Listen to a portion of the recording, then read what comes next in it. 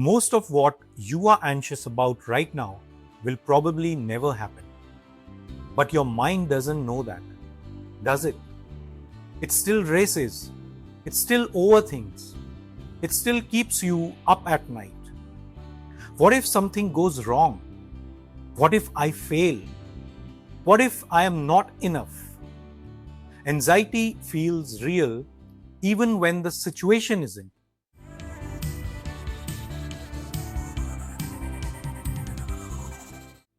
Hey everyone, welcome to We Rejoice. Today we are talking about something we all deal with, anxiety, and how to move from anxiety to hope and finally to faith.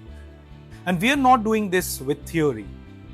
We are learning from two people who actually lived through it, King David and St. Paul. Let's start here.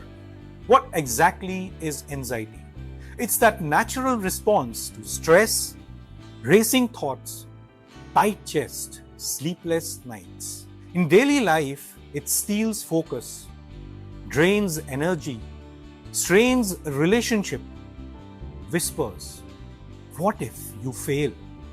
and keeps us stuck. But hope is different. Anxiety fixates on fears that paralyze. Hope looks forward with confidence in God's promise. It energizes and anchors. One shrinks you, the other lifts you. Hope and faith are connected. Faith trusts God's character now, but hope expects His promises for tomorrow. You can't have one without the other. We all face anxiety. David knew it intimately. Saul hunting him, hiding in caves. In Psalm 13, we hear his raw cry, "How long, Lord? Will you forget me forever?" Felt abandoned, crushed, tears day and night. Doesn't it sound familiar? But David turned anxiety to God.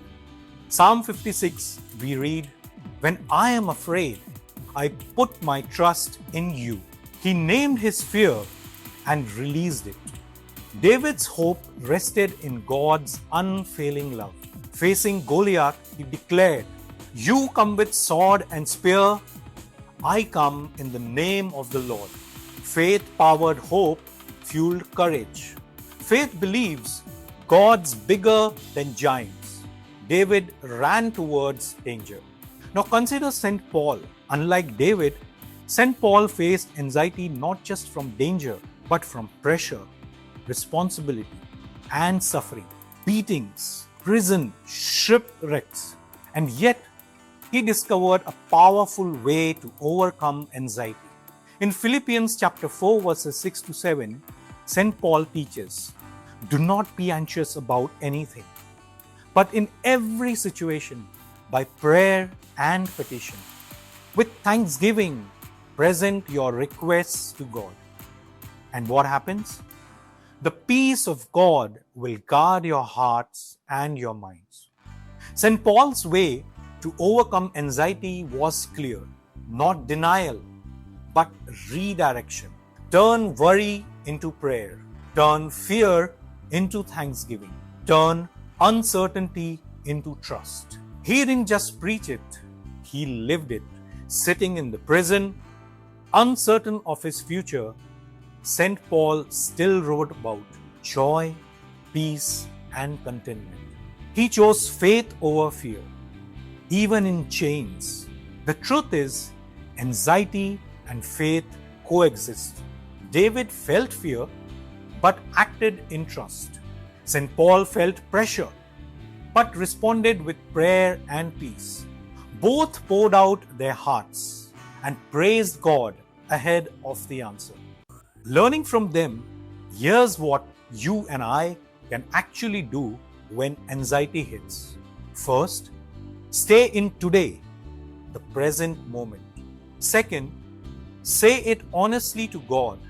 Third, remember what He's done before. Fourth, speak God's promises out loud.